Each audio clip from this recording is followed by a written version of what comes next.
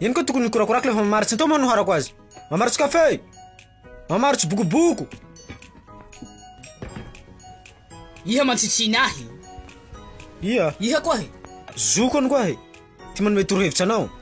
Raha avarotsinao reo mila ren'olo. Tsy iha varasy kalo tonaniko sady zao tsy raha manjiro fa manokotoko.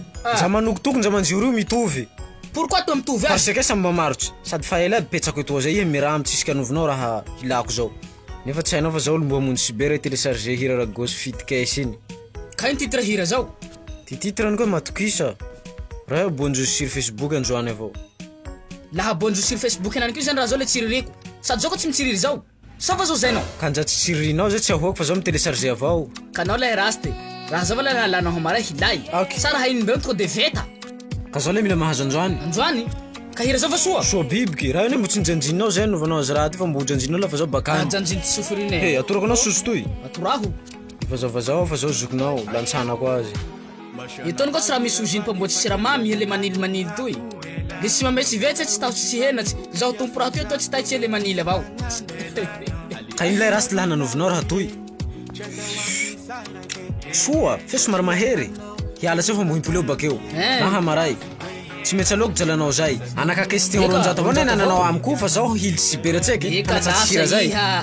Enanjay fa mafany enanjay soa na makalme iha. Tsatsoko eo iha. Fa antanako iya ravadi kamishalashala njeka vozovozo. Satria nyepila shina mmenila angati mifuko. Yara dala mina ubafanyiri hakia charia.